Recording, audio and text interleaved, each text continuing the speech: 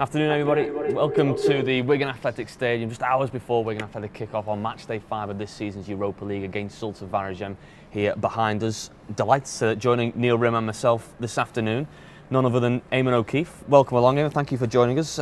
How have you been lately? What have you been up to? I've been living abroad actually in Portugal, and I've been back and every now and then to see the lads. But I'm back actually permanent now, so I'm catching up with everybody, if you like.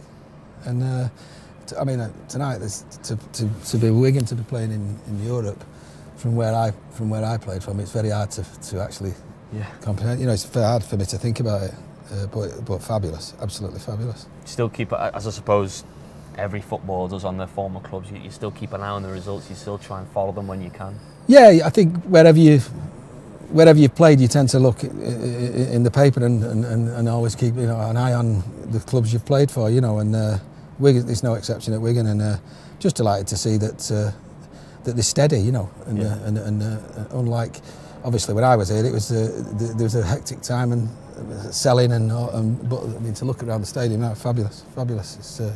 It's great to see it like this. It is, Neil. It's speaking to people like yourself, like Eamonn. We had Paul Rogers on last Saturday, and it's speaking to people like that. It does really give you some perspective about what these nights mean in that journey, that story that is Wigan Athletic. Yeah, it is. As Eamonn said, it's amazing to think where the club's come from. Obviously, it's a little bit before me, but in my time, it was a similar situation, selling players just to survive, and then there was points where you thought, will we survive even with selling people? But the thing is, once again, as Eamonn says, it's a club that's got that history, that tradition. We've got people who are still here from those days who are employed, and it gives that real kind of family history to the club. It's amazing, and to come on a night like tonight after what we've been through the last couple of years is incredible. You didn't share a team or a dressing room with Eamonn, but you shared a pitch, shall we say, at Goodison? Kind of, yes. When this gentleman was a star at Everton, I was lucky enough to be on and off a ball boy, and that was a fantastic experience for me. So I can only imagine what it was like playing. Just to get the ball back for these fellas was fantastic. As a I don't want to say how young I was, but I was a young lad, and that was an amazing experience for me. But never played together, unfortunately. It's funny. I think I remember you being a bit slow throwing the ball back. That's right. Yeah, we both had a lot more hair then. He was a ball boy or as a player. Was that one all then? No, I meant myself really. Well, it is. It's the right colour anyway.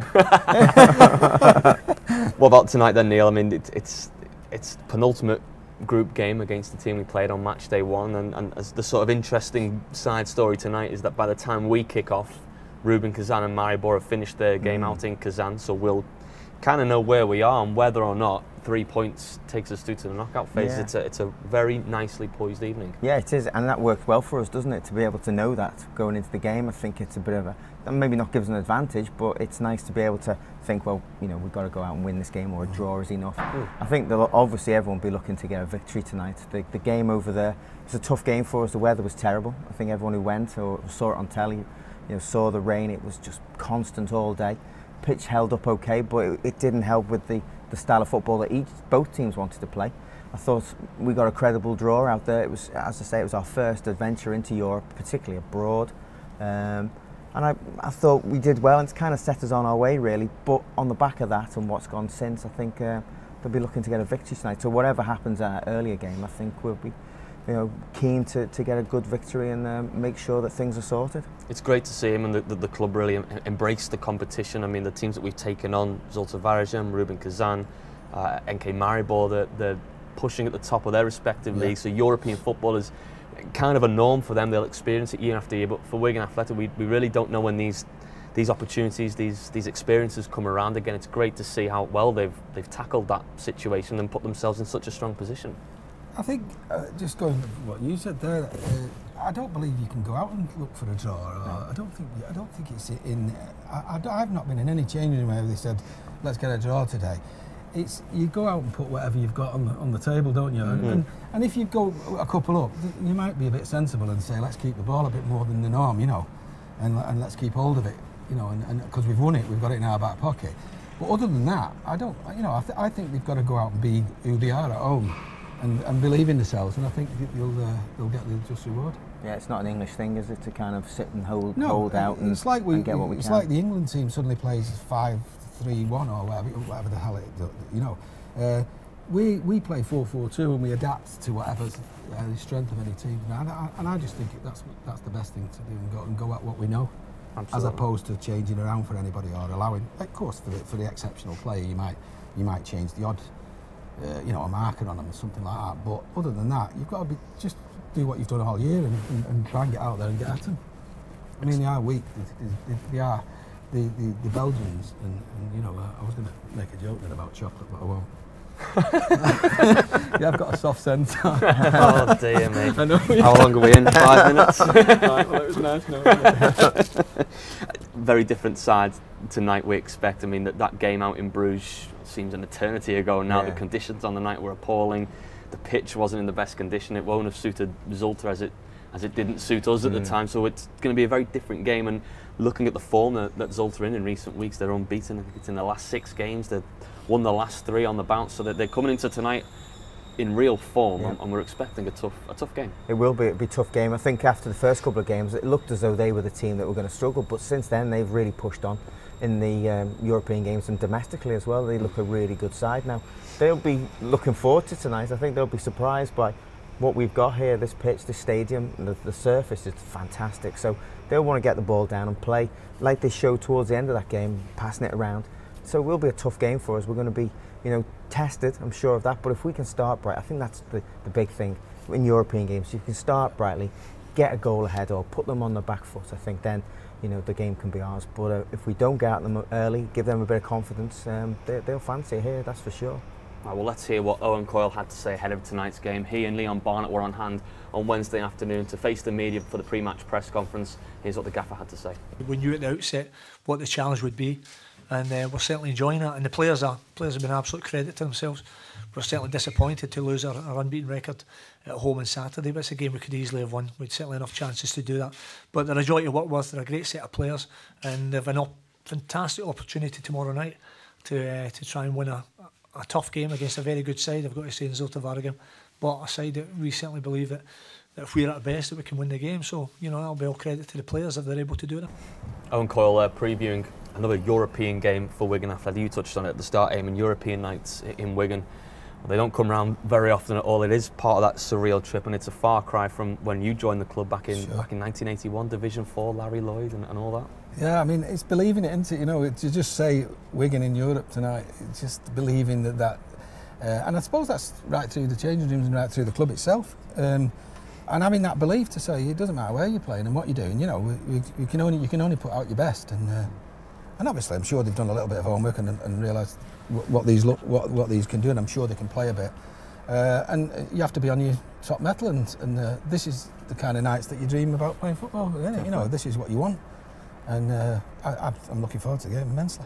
Tell us about your time at Wigan and when you joined here in '81 from Everton, a record signing at the time. I think it was £65,000. And what was it like for you joining the club? What did the club come to mean to yourself? It was a strange thing for me because I'd come from Mosley in the non-league, and of course Wigan has always been a non-league club in my eyes. And when I'd gone to Everton, I really found it difficult to make that jump in my mind, rather than, I had the ability, but to actually play with the likes of Bob Latchford and Andy King and all these fantastic players. Brian Kidd at Man U, and we used to travel in the car together. I used to shout at the Stretford end for Brian 1 minute. Next thing we were getting in the same car, it was like I was not allowed in it. And so I had to adapt, but coming to Wigan was almost like coming back to the non-league. I felt more relaxed. I felt like a sort of a bigger fish in a pond, So I really relaxed and enjoyed myself, and it's a shame because, as I say, they pushed the boat out so much so that the debt got to such a state that they had to offload, and of course, with me being a so-called asset at the time, they was able to get some money from me. So they basically said to me, "You're going to have to go on, otherwise we can't keep paying." So to get to that stage to actually this stage. Yeah. Is fantastic stadium, European football, magnificent, FA Cup and the trophy cabinet. I mean, you can imagine me when I was coming to this Springfield Park with the rain coming in the roof, and and all that, saying to him, We'll be in Europe in a few years and you'll be there. Yeah, right. You know? Sorry, Absolutely. Couldn't believe it. But I mean, how magic, it's like a dream, innit? Funny enough, I was in a non-league at Hyde the other night talking to them, and they were saying they were in the dumps because they're bottom of their league, and they're trying to generate a little bit of something, anything, to start something up. And I was reminding them that Wigan was probably not even in their stadiums, probably a lot better than Wigan's was, and look where they are now. And I was trying to say to them, you know, you've got to look forward and see. You never know what happens. You never know. And same as tonight, belting opportunity, win tonight, you're through, and you know what's the incentive? The incentive is fantastic. Absolutely. I mean, we talk to people about you coming on the show, trying to get those memories of yourself on the pitch, and more than not, most people go to Mansfield. Promotion-winning games. Yeah, the worst hat-trick ever in the world. Hat-trick's a hat-trick at the end of the day. You take them, don't you? You see, people say that to you and say, yeah, hat-trick, but when you're to play, you like, it'd have been nice if there was one that went like, you know, at least a clean 20-yard, the top corner, yeah. Oh, yeah, no, you know, I mean, that's the dream, innit? You know, you sort of, in your dreams when you were a kid, you scored the final goal in the last minute, didn't you? You know, and it was, just everyone says to me, you scored a hat-trick in the thing. I said, yeah, but, you know, I can't help but criticise myself, thinking I missed it the first one. The penalty, I meant to hit it left and it went straight. And the other one come off the wall off someone's sock and went in the bottom corner, and I thought it was my day, and I'll just accept it as that. I dreamt of something like that happening for me. That was great hat-trick. Yeah, but you know, I wanted it to say I've screamed one in 30 yards and look at it, you know. But having said that, I couldn't complain. The worst bit about that game actually was trying to get off at the end. Yeah. Everyone ran on and I couldn't breathe. Because everyone suddenly wanted to. That's why I've got no hair. They all patted me on the head like that, you know. And all of a sudden I thought, I can't get out, you know, because everyone was going towards the tunnel. And luckily, I think it was Larry Lloyd who just moved them all away with his stomach. Yeah. And we all got in behind him. But fabulous start, you know.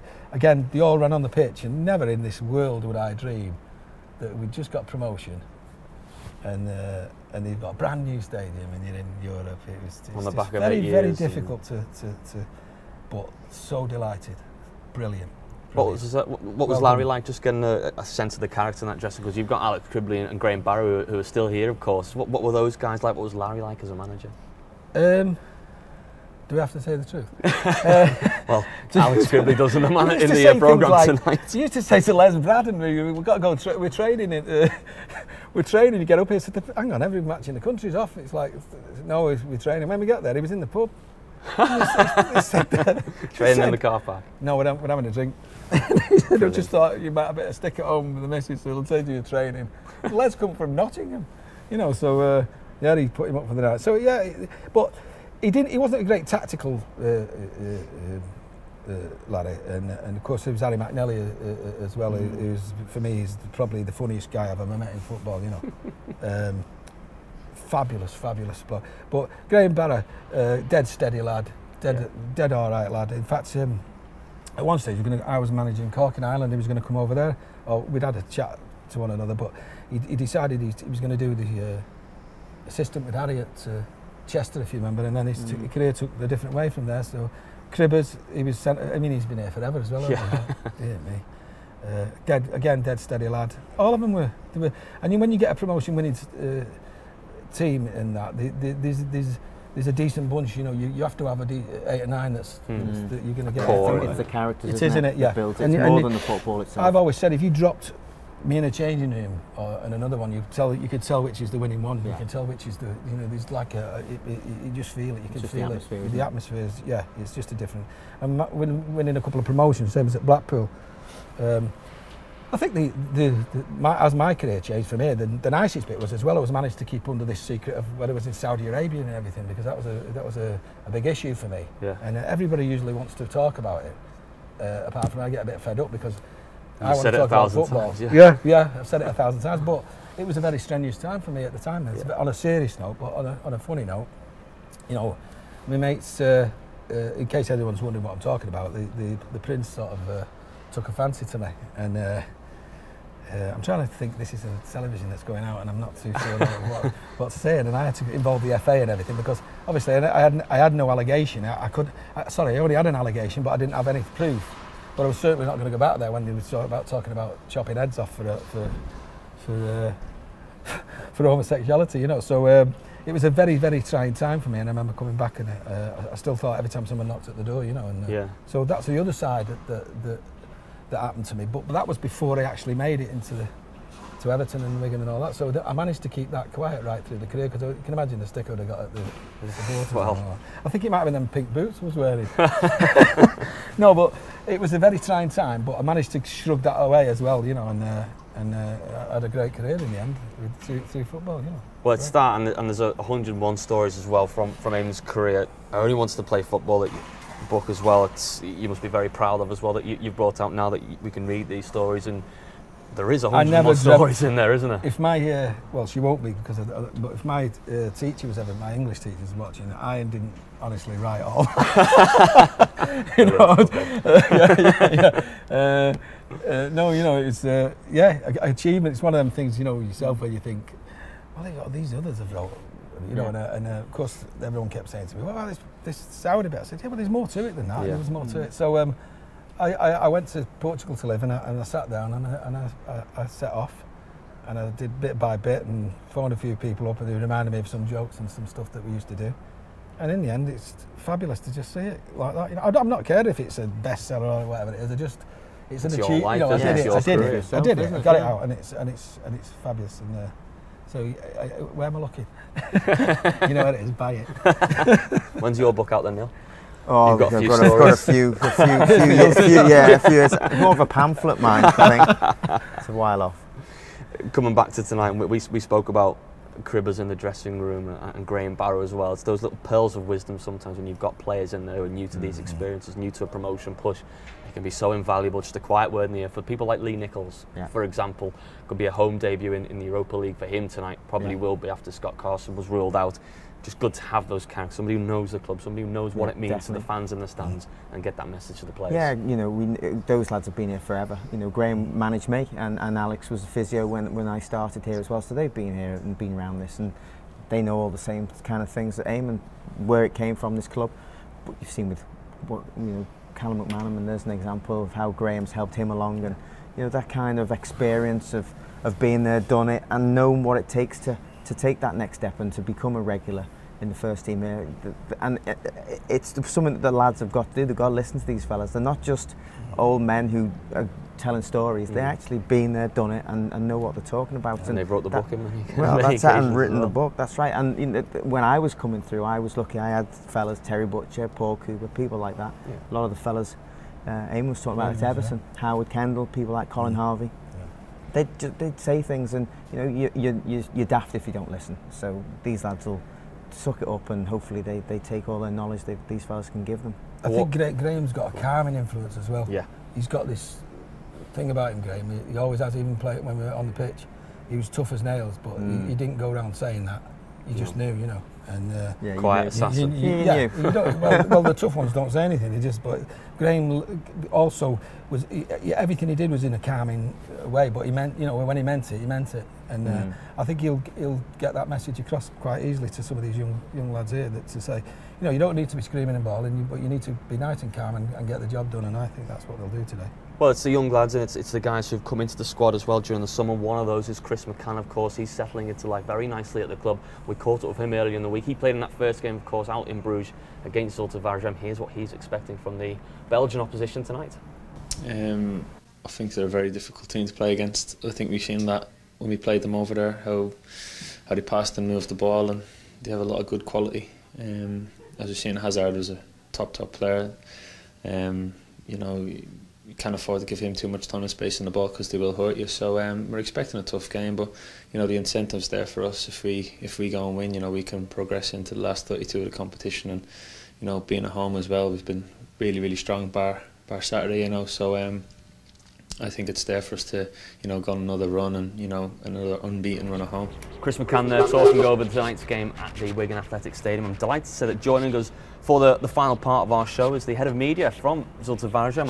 Our guests for the evening is Cedric Tack. I hope I've pronounced that one correctly first of all. Welcome along. First of all, how are you enjoying your brief stay in Wigan? Very nice. I had a very warm welcome of Ed Jones, the press officer, and my colleague of Wigan. And it's very nice. It's a very nice city, very nice stadium, so very good. And ahead of the game, how's the Zulte Waregem team looking? What news can you give to us? It's a fit squad. It's a squad that have found real form lately as well, isn't it? Yes, we are now on the second place in the Belgian league, so we're doing fine. We're having a good team, but I'm sure it will be tough tonight. So, but the best anyway. Absolutely, I hope it's Wigan Athletic as well. On the way, of course. Brilliant. Victory in your last game against Maribor in Slovenia. That's a massive game. It puts yourselves back in contention to get that qualification spot. Yes, it was a very tough game, but we scored on a penalty of Torgan Hazard, and now we are all in the league again. So, but we have to win, and yes, I hope we can make the difference. How much of a priority for Frankie Dury, the head coach, is Europa League qualification? And for Wigan Athletic, it's very much, is it the same where the league comes first and the Europa comes second? I think the league comes first, and it would be a plus if we go through, but we don't have to dramatize it if we don't go through. But we'll do everything to win tonight and have a chance to go to the next round. Absolutely, we do expect a different team tonight, don't we? Yeah. We saw in that first game how tight things can be, Neil. It was a crazy night in many ways in Bruges with the weather conditions and whatnot, but it should be an entertaining game, knowing, as we said before, what is at stake with, you know, the winning team tonight could very well end up in the knockout phase. Yeah, I think it was certainly unknown for ourselves, wasn't it? I know we've played in Europe before, but it was our first game there, so we really didn't know what to expect. The whole setup, the way the club changes, the whole atmosphere of the place, that was a big thing. I think surprised us all, and we're kind of, I'm not saying used to it, but we're kind of getting into the flow of it now, so it will be a different game. I think the players and the coaching staff are a bit more attuned to it now. They'll know what to expect. I'm sure they've been watching what's going on over in Belgium with this lot, and how do you think the supporters, you know, the supporters, I always felt as though it was sort of you know, playing in Europe was like attractive. To, you know, wow, you know, we're watching. You know, we've achieved something. But I know as players, you'd be thinking we really need to. We'd love to get back in the Premiership. And stuff like that. So it's there's a bit of a mixed bag in there. You know, like you just said about your priority is to win the, you know, to the league rather than in Europe. Yes. And I'm just wondering whether that's going to be betrayed on the pitch. No, what we've seen so far, to be honest, is that it is more important to get back in the Premier League. There's no doubt about that. I think that's the priority. But they've really turned up for these European games and really worked hard, haven't they? It's been some great shows. You keep it on going, it's great, isn't it? We've noticed that the more games we have, the better we become as a unit. The players want to play, don't they? I'd rather play than be training, wouldn't you? You saw after the international how it was hard for the lads to pick up the level again. So these European games have been great. It's kept the lads on their toes. Not been a break, and they're just ready to play. It's exciting. Yeah. I think for both clubs it's not a must, but a plus to be. Yeah. That's right. It's certainly a plus for us as a club. You know, just in the town today, your fans are all around, and the scarves and there's horns going off. It was a really good atmosphere, and I know what it was like when our fans have travelled. When we came to your place, it was just an amazing day. The build up for us who weren't playing, and then to watch the game, it was I think great. it's important. Same in Russia. The clubs put the Wigan on the map as well. You know. Yeah. People are wondering where it was, or of course. You know, because there will be. Yeah. And it's right. again another move forward. Yeah, the respect also is very big both sides.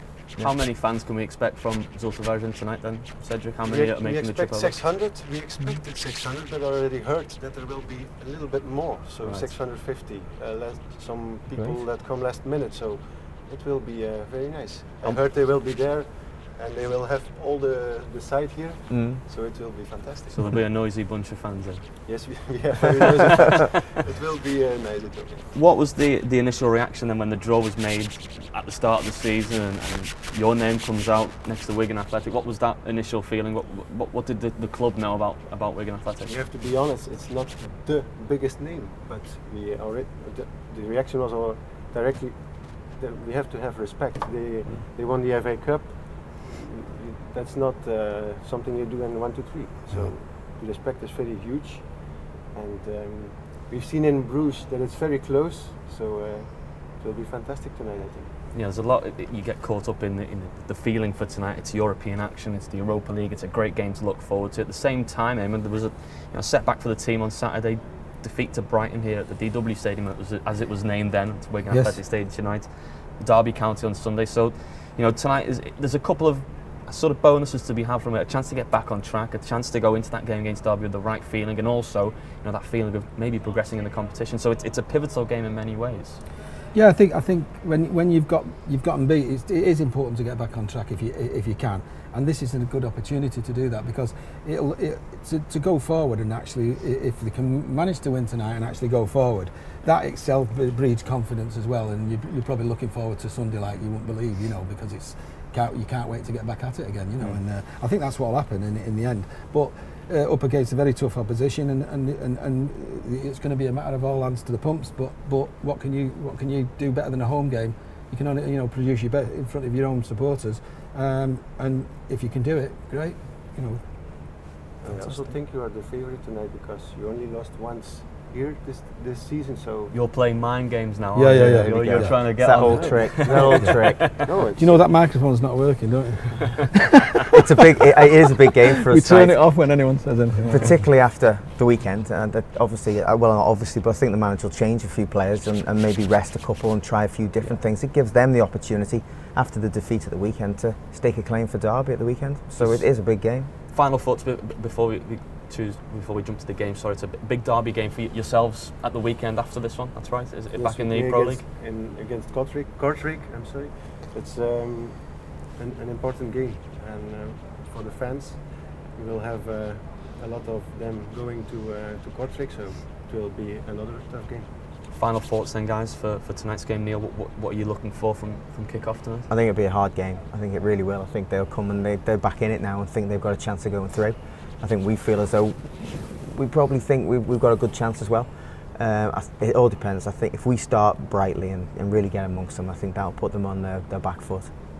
Coming up to Wigan, it's never easy. We've done well here this season, and it'll be a real test. But if we sit back and wait, they've got a lot of good players in their team who will really give us a game. It'll be a tough one, but I'm hoping we'll get the victory. What will the final message from Frankie be in the dressing room to your players before they head out?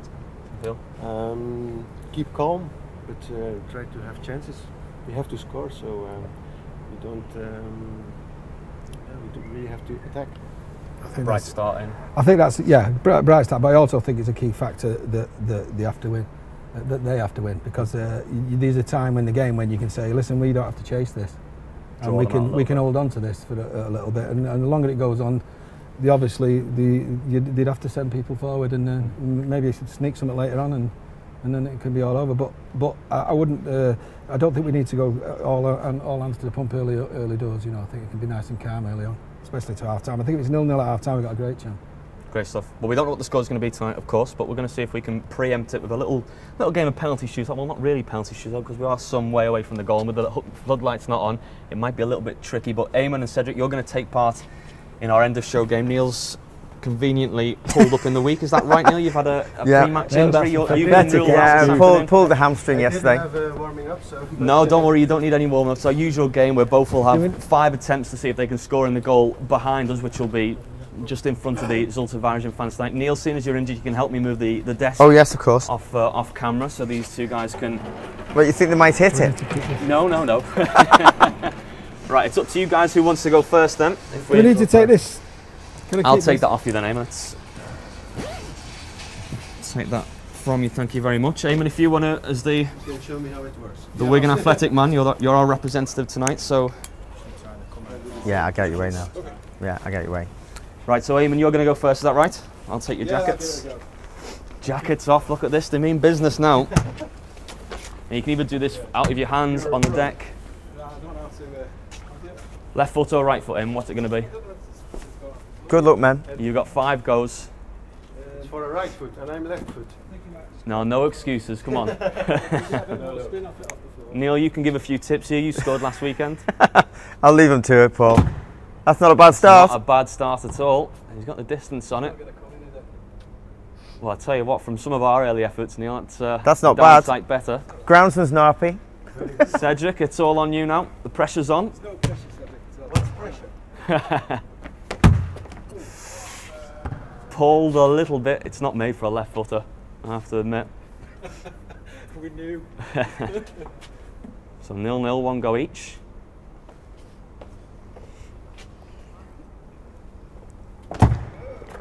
Oh, he might have pulled a little bit too soon, has he? Oh, might be a side unlucky job. Not bad though. Distance on it is good so far, Neil. What's the trick to this one?